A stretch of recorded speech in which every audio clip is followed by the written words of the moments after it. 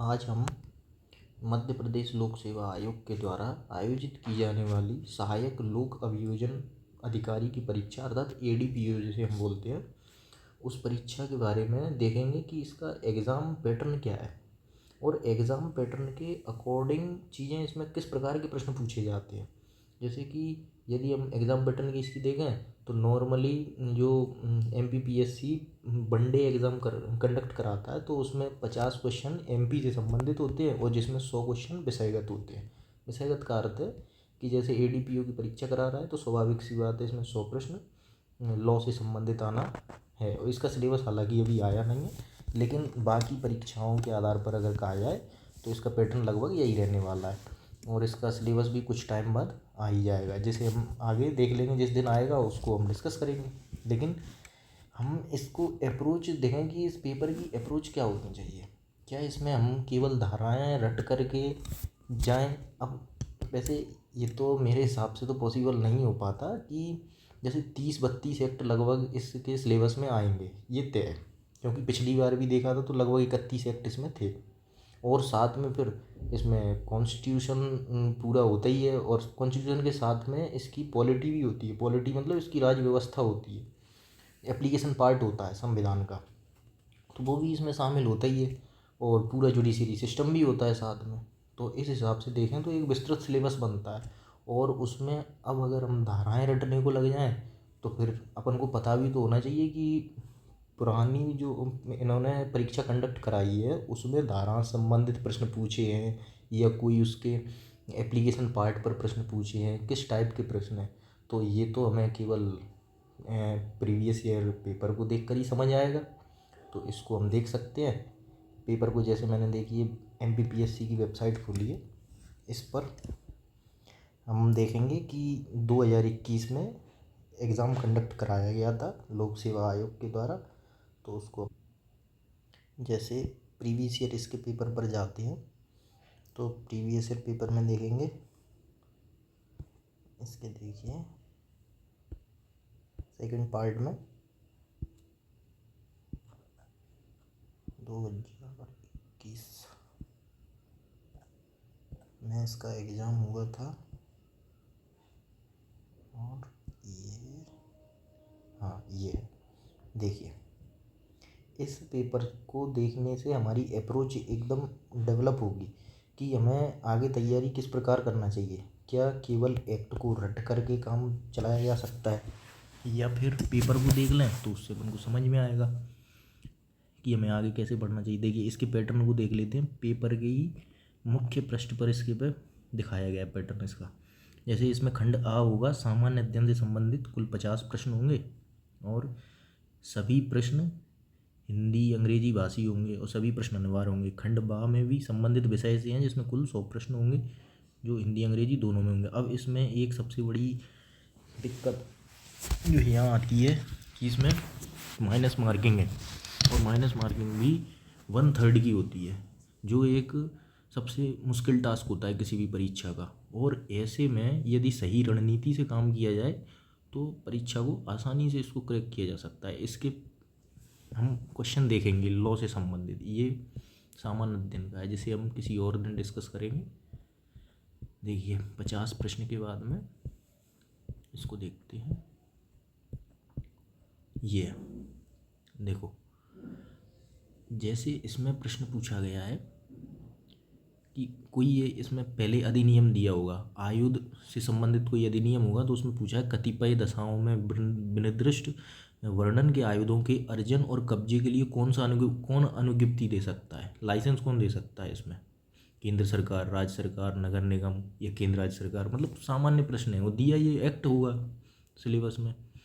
अब इसी प्रकार देखें तो अगली इसने एक धारा पूछ ली। फिर नकली अग्नायुध को अग्नायुध में संपरिवर्तित करने के लिए न्यूनतम कारावास की अवधि क्या होगी, अवधि पूछ ली गई। इसमें भी अवधि है देखिए। फिर इसमें इसने एप्लीकेशन पार्ट, अब देखिए धाराओं का कैसा खेल किया उसने कि भारतीय साक्ष्य अधिनियम 1872 की धारा 61 के अनुसार दस्तावेजों की अंतर्वस्तु को साबित किया। अब इसने क्या किया, धाराएं प्रश्न में ही लिख दी, तो मतलब आपको धारा रटने की ज़रूरत ही नहीं है। आपने अगर उसकी धारा के अंदर के पार्ट को अच्छे से समझा है तो मुझे नहीं लगता कोई धारा, अब मैंने इस पेपर को जैसे पूरा देखा तो आपको दिखाता हूँ एक बार सरसरी निगाह से। तो इसमें धाराएं मुश्किल से 5 से 7 प्रश्न ऐसे होंगे जिसमें धाराएं डायरेक्टली पूछी गई हैं। देखिए, मैंने एक दहेज प्रतिषेध अधिनियम का वीडियो बनाया था, तो उसमें दहेज प्रतिषेध अधिनियम पढ़ाया था। तो इस प्रश्न को पढ़िए 59 नंबर के, कि दहेज प्रतिषेध अधिनियम 1961 के अनुसार दहेज देने या लेने का करार एक है। मैंने आपको सीधा सीधा स्पष्ट पढ़ाया था।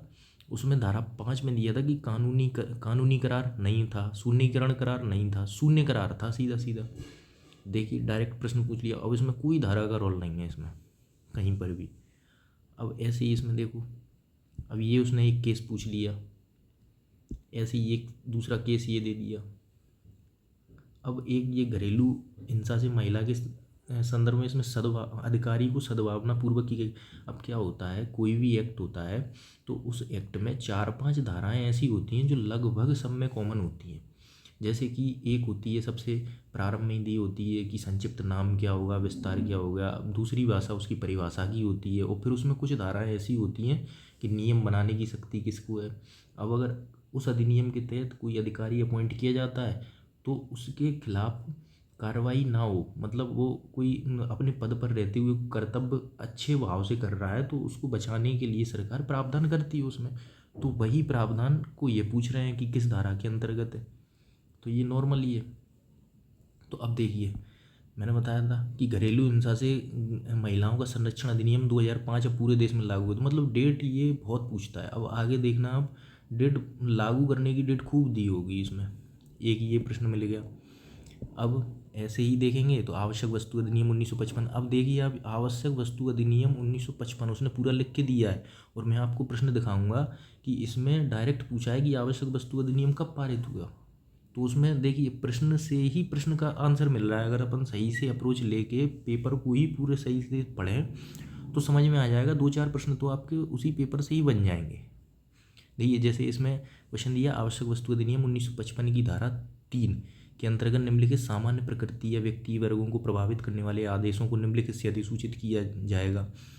अब ये सारे उनने दे दिया। अब आपने अगर एक्ट में अच्छे से पढ़ा होगा उसमें कि सरकारी राजपत्र में होगा या क्षेत्र में 2 स्थानीय समाचार पत्रों से होगा, तो मतलब आपको धारा रटने की ज़रूरत नहीं है उसमें। केवल आप सही से उसका मंतव्य समझ जाइए और मंतव्य समझ के आगे बढ़िए। मतलब उसमें धाराएं रटने का कोई काम नहीं है। देखिए, मैं आपको दिखाता हूँ कितनी धाराएं पूछी गई होंगी। ये मुश्किल से अभी 2 ऊपर निकली हैं। देखिए, ये लागू करने का पूछ लिया कि राष्ट्रपति ने कब सहमति दी इस अधिनियम को। ये POSH एक्ट है 2013 का, इसमें ये पूछ लिया। आवश्यक वस्तु को अधिसूचित करने की शक्ति निम्न में से किसमें निहित होती है। बताइए, आवश्यक वस्तु को अधिसूचित करने की शक्ति किसमें, जो एक्ट बनाएगा तो उसमें दिया होगा उसने। भाई, कोई धारा का काम नहीं है इसमें। मतलब अप्रोच अगर सही रखें, हम रटने की जगह केवल उसकी धाराओं के भीतर सही से उसकी परिभाषा पढ़ने की कोशिश करें, या फिर परिभाषा के साथ में फिर देखें अगर कोई उसके अंदर बोर्ड गठित किया जा रहा है तो वो बोर्ड का चेयरपर्सन कौन है, बोर्ड किसके द्वारा गठित किया जा रहा है, किस कार्य के लिए गठित किया जा रहा है। बस ये सारी चीज़ें अपन को देखनी है, और उसमें ऐसा ज़्यादा कुछ करने की। अब जैसे देखिए, ये बेसिक अप्रोच का क्वेश्चन है 75 नंबर का क्वेश्चन, कि मध्य प्रदेश लोक सेवाओं के प्रदान की गारंटी अधिनियम 2010 राज्य के लिए निर्धारित समय सीमा के भीतर तथा उससे जुड़े और प्रासंगिक मामलों से संबंधित एक अधिनियम है। अब आप खुद देखिए कि बनाया किसके लिए, लोक सेवाओं के प्रदान की गारंटी, मतलब लोक सेवाओं को डिलीवर करना है, उसकी गारंटी दी गई है 2010 के तहत। तो उसमें क्या था कि देखो, ऑप्शन पढ़िए, लोगों को सेवाओं के वितरण के लिए बनाया है, अधिकारियों को सेवाओं के। अब एक बात बताइए, अधिकारियों के लिए तो कोई सवाल ही नहीं उठता जब लोक सेवाओं के प्रदान की गारंटी दे रहा है वो पहले। तो लोक सेवा यानी किसके लिए होती है, लोगों के लिए। तो लोगों को सेवाओं का वितरण होगा। अब अधिकारियों के लिए तो कोई सवाल ही नहीं उठता इसमें। कुछ विशेष वर्गों के लिए लोगों, कुछ विशेष वर्ग के लोगों को सेवाओं के वितरण। अब अगर आपने थोड़ा भी एक्ट ऊपर से ही देखा है तो लोक सेवाएं मतलब सभी के लिए अवेलेबल कराने के लिए, कोई किसी खास वर्ग के लिए तो है नहीं। तो भाई, एक जनरल अप्रोच से अपन इस तक पहुंच सकते हैं कि लोगों को सेवाओं का वितरण दे रहा है। ऐसे ही आगे देखिए, इसमें धाराएं आप देखते चलना। मुश्किल से मैं आपको बता रहा हूँ 5 से 7 धाराएं पूछी होंगी डायरेक्टली बस। किशोर न्याय, अब इसमें पूछ लिया कि भाई कौन से सिद्धांत हैं, कि सिद्धांतों को बताना है। मतलब आपको कुछ नहीं, केवल नॉर्मली आपको पढ़ना है धारा के भीतर। दो दो लाइन, एक उनकी मेन परिभाषाएं होती हैं, परिभाषा में अर्थ दिया होता है वो समझ लीजिए, उसके बाद आगे। अब जैसे एक धारा इसमें ये पूछ ली भ्रष्टाचार, अब मैं आपको बता रहा हूँ जैसे भ्रष्टाचार निवारण अधिनियम 1988, पीएससी की इसकी ये खासियत होती है कि ये धाराएं मोस्टली उन्हीं की पूछता है जिनको ये पहले एग्जामों में पूछ चुका होता है। अब जैसे भ्रष्टाचार निवारण अधिनियम 1988 है, इस एक्ट को उसने अन्य परीक्षाओं में भी दिया है, और इसके कारण क्या हुआ कि बार बार प्रश्न देने के कारण अब प्रश्नों की प्रकृति बचती नहीं है, तो फिर वो क्या करता है, धाराओं में पूछने लगता है। जैसे क्या है इसके पार्ट एक में, पार्ट ए है और यूनिट इसकी सेकंड है, उसमें 3-4 एक्ट उसने डाल के रखे हैं। जैसे एक पेशा एक्ट है, एक आरटीआई एक्ट है, और एक उसमें वो है SC/ST एक्ट है उसमें, तो गौवंश वध प्रतिषेध अधिनियम है। तो इन एक्ट को तो आपको मुश्किल से, छोटे छोटे एक्ट है, इनको भी आप इनकी धाराओं को थोड़ा सा इनको देखना पड़ेगा, बस 3-4 एक्ट को, और वो भी बहुत छोटे छोटे एक्ट हैं, क्योंकि इनको ये हर बार पूछ रहा है, तो इसलिए उनमें डीप चला जाता है, तो उनकी धाराएं पूछने लगता है। जैसे भ्रष्टाचार का इसने पूछ लिया, ठीक है, 2 ये हो गए, 2-4 प्रश्न ऊपर निकल गए, मुश्किल से 4-5 प्रश्न थे। अब देखिए इसमें कुल मिला के एक प्रश्न ये है,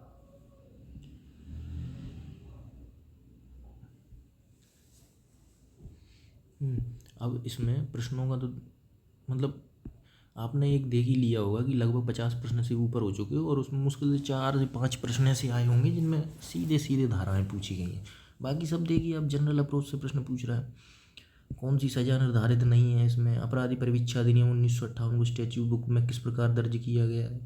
अब ये देखिए, मैंने आपको दहेज प्रतिषेध अधिनियम की वीडियो यूट्यूब पर डली हुई है, तो उसमें देखना, मैंने पहली लाइन में बताया है कि अधिनियम का संख्यांक पूछता है, और देखिए आप बिल्कुल 100वें प्रश्न में अपराधी परिवीक्षा अधिनियम 1958 को स्टैट्यूट बुक में किस प्रकार दर्ज किया गया। अब वो सीधा सीधा पूछ रहा है कि 1958 की अधिनियम संख्या कौन सी थी।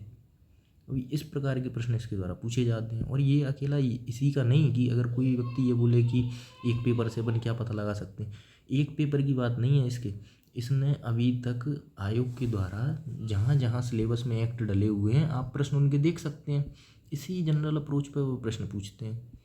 और क्या होता है कि हमारी आदत रहती है खोजबीन करने की, हम उसमें एक्ट के अंदर पढ़ते रहते हैं, और कोई उससे प्रश्न आता है नहीं फिर नॉर्मली, और प्रश्न एकदम सहज प्रकृति के पूछते हैं। अब जैसे ये देखिए डेट डायरेक्ट पूछ रहा है, संविधान 105वां संशोधन अधिनियम 2021 कब से लागू है। अब ये कोई पूछने का वो था क्या, उसने डेट पूछ ली, अब वो ऐसे ही प्रश्न पूछता है। अब अपन क्या करेंगे कि संविधान का 105वां संशोधन अधिनियम उसको डीप पढ़ते रहेंगे, उसके मान लीजिए अगर उसमें उसने 100 प्रावधान रखे थे, तो क्या अपन उसको पढ़ लेंगे, नहीं पढ़ पाएंगे। केवल अपन को ये पता होना चाहिए कि 105वां संशोधन अधिनियम काय से संबंधित था और इसको लागू कब किया गया, बस ये सारी चीज़ें होती हैं। अब जैसे इसने एक दिया है, संविधान का 86वां संशोधन अधिनियम कब पारित किया गया था। अब ये वही है ना कि नॉर्मल प्रश्न पूछ रहा है, ईयर डायरेक्ट पूछ लेता है। अब कम से कम 10 से 15 प्रश्नों में तो उसने ईयर ही पूछ के रखी है। अपन धाराएं कहाँ तक रटेंगे, रटने का तो कोई काम ही नहीं है। सीधा सीधा प्रश्न को पढ़ो आराम से एक्ट को, और पढ़ने के बाद में उसमें से जो मूल चीज़ें होती हैं उनको निकाल करके एक पेज पर लिख लेना सबसे अच्छा होता है। कोई भी एक्ट पढ़ रहे हैं तो उसमें जो मेन चीज़, अब जैसे मैंने दहेज प्रतिषेध अधिनियम 1961 पढ़ाया था, तो उसमें से अगर किसी ने एक पेज पर सिंगल मुश्किल से उसमें 5 या 6 पॉइंट ऐसे होंगे जो लिख लिए होंगे, तो वो पूरा एक्ट 6 लाइनों में आ गया। तो उसको इतना अपन को ज़्यादा करने की ज़रूरत नहीं है, 30-32 एक्ट होंगे, अब कहाँ तक उनकी धाराएँ याद की जाएंगी। तो इसलिए अगर एक अप्रोच, सही अप्रोच के साथ में काम किया जाता है तो एकदम सही है कि एग्ज़ाम क्रैक किया जा सकता है। अब जैसे देखिए, ये एज पूछ रहा है इसमें डायरेक्ट 122 में पूछ रहा है कि मध्य प्रदेश राज्य सुरक्षा अधिनियम 1990 सार्वजनिक व्यवस्था के रखरखाव के लिए प्रतिबंध लगाने के लिए किसको शक्ति देता है। उच्च न्यायालय के न्यायाधीश को देता है, कि जिला मजिस्ट्रेट को देता है, प्रखंड विकास अधिकारी को देता है, मुख्यमंत्री को देता है। मतलब नॉर्मली पावर्स पूछ रहा है कि कौन किसको दे। अब जैसे देखो, ये एक मतलब जनरल अप्रोच का प्रश्न है, इसमें कोई अपन को आबकारी अधिनियम पढ़ने की वो नहीं है कि देखो पढ़ेंगे तो है ही, क्योंकि इसमें जैसे पूछा है ताड़ी का अर्थ, तो ये मैं दावे से कह सकता हूँ कि उसने ना परिभाषा से प्रश्न पूछा होगा, परिभाषा उसमें दी होगी ताड़ी की क्या होता है। तो अब ताड़ी को अपन नॉर्मली जान सकते हैं कि ये क्या होता है, एक ताड़ का पेड़ होता है, उसके जो फल होते हैं उनको किण्वित किया जाता है और उससे ताड़ी बनती है। ताड़ी एक प्रकार की शराब हो जाती है किण्वित होने के बाद में। तो अब धतूरे से तो बनेगी नहीं, नीम से भी नहीं बनती शराब, ना नारियल से बने। अब पाम अकेला बचता है, पाम को ही ताड़ कहते हैं। अब उसने ताड़ इसलिए नहीं लिखा कि अगर लिख देता हिंदी में तो भाई इसको लोग इसी को लगा देते हैं, पाम उसने अंग्रेजी में लिख दिया। बस नॉर्मली यह प्रश्न होता है। अब जैसे खाद्य सुरक्षा लेखा परीक्षा से क्या आस है, और उसने नॉर्मली दे दिया, अब आप खाद्य सुरक्षा मानक अधिनियम को पढ़ेंगे तो उस अधिनियम को पढ़ने के लिए अब जैसे इसमें उसने पूछा भारतीय खाद्य सुरक्षा मानक प्राधिकरण में कौन कौन होता है। एक अध्यक्ष होता है, 22 सदस्यों से मिलकर बना होगा, या एक अध्यक्ष होगा, एक उपाध्यक्ष होगा 22 सदस्यों की। मतलब उसने एक खाद्य सुरक्षा मानक प्राधिकरण उसमें जहाँ दिया होगा उसकी संरचना पूछ ली। ऐसे ही उसने ऑडिटिंग पूछ ली कि भाई ऑडिटिंग में क्या क्या शामिल होता है लेखा परीक्षा की। मतलब आपको एक जनरल अप्रोच यही है कि रटने की आवश्यकता नहीं है। अगर सही से और सही अप्रोच से अपन देखें तो 100 प्रश्नों में से लगभग 80 के लगभग प्रश्न ऐसे होते हैं कि अगर आप सही से अब जैसे ये सत्र न्यायालय के बारे में प्रश्न पूछा जाए तो सत्र न्यायालय में क्या है कि केंद्र सरकार द्वारा प्रत्येक सेशन प्रभाग के लिए एक सत्र न्यायालय स्थापित होगा। आप देखिए, अगर किसी ने जुडिशरी सिस्टम सही से पढ़ा है तो सत्र न्यायालय का केंद्र सरकार से कोई लेना ही देना नहीं है। तो सीधा सा प्रश्न ये पहला ही ऑप्शन ही गलत हो जाता है, तो यहाँ से ए ऑप्शन हट जाता है। फिर हम देखें प्रत्येक सत्र न्यायालय की अध्यक्षता उच्च न्यायालय द्वारा नियुक्त न्यायाधीश के द्वारा की जाएगी, एकदम सही है। उच्चतम न्यायालय के द्वारा नियुक्त न्यायाधीश ही करता है सत्र न्यायालय की अध्यक्षता। तीसरा है उच्च न्यायालय अतिरिक्त सत्र न्यायाधीश और सहायक सत्र न्यायाधीश नियुक्त, तो बिल्कुल सही बात है, ये भी सही है। चौथा क्या कह रहा है, एक सेशन प्रभाग के सत्र न्यायाधीश को केवल भारत के मुख्य न्यायमूर्ति द्वारा, अब केवल भारत के मुख्य न्यायाधीश, अब मुख्य न्यायमूर्ति तक जाने की कोई ज़रूरत ही नहीं होती उसमें, ना उनका कोई इसमें हस्तक्षेप होता है। तो इसलिए इसमें चौथा भी गलत हो गया, तो चौथा गलत पहला गलत, तो अपने आप बी ऑप्शन सही हो जाता है, दूसरा तीसरा। इस प्रकार से नॉर्मल अप्रोच के इसमें प्रश्न होते हैं। आप देख लीजिए धाराओं के कितने थे, मुश्किल से मुझे तो नहीं लगता 10 प्रश्न से भी ऊपर। अब देखिए ये आ गया 149वां प्रश्न नंबर, आवश्यक वस्तु अधिनियम किस वर्ष लागू किया गया। अभी मैंने आपको ऊपर प्रश्न बताया था, प्रश्न में ही दिया था उसने कि आवश्यक वस्तु अधिनियम 1955 और आगे धारा लिखी थी और फिर उसके बारे में डिस्क्रिप्शन दिया था। अब एक बात बताइए, उसने पहले ही प्रश्न दे दिया, अब 3 नंबर का सीधा सीधा फायदा हो गया इसमें। 1955 सीधा सीधा पहले ही प्रश्न में मिल चुका अपन को ये। इस प्रकार से जनरल अप्रोच प्रश्न पूछता है। और लास्ट में उसने ये पूछ लिया लोक संपत्ति नुकसान निवारण अधिनियम 1984 को भारत के राष्ट्रपति की सहमति कब प्राप्त हुई। अब बताइए लिए सहमति से, मतलब इस प्रकार की डेट से ही कम से कम 5 से 7 प्रश्न पूछ चुका। अब मेरा कहने का मतलब यही है कि रटने की कोई इसमें ज़रूरत है नहीं। अगर हम देखें सारे एक्ट को नॉर्मली एकदम सरल वे में एकदम पढ़ते जाना है उनको, और पढ़ के एक पेज पे कोई भी एक्ट पढ़ो तो एक पेज पे ये लिख लेना चाहिए कि इस एक्ट में मुख्य मुख्य चीज़ क्या है, तो उनको देख लीजिए। बस यही है, यही कहना था। और एक सिंपल वे में अगर आप काम करेंगे तो पक्का इसमें सफलता आपको मिलेगी इस परीक्षा में। और इसके पार्ट ए के लिए आगे मैं वीडियो लाऊंगा तो उसको अपन देखेंगे उसकी अप्रोच को कि उसको कैसे पढ़ना है, क्योंकि उसमें मध्य प्रदेश का भी काफ़ी रोल होता है, क्योंकि 50 क्वेश्चन आते हैं और अपने आप में 150 नंबर का वेटेज वह रखता है। धन्यवाद।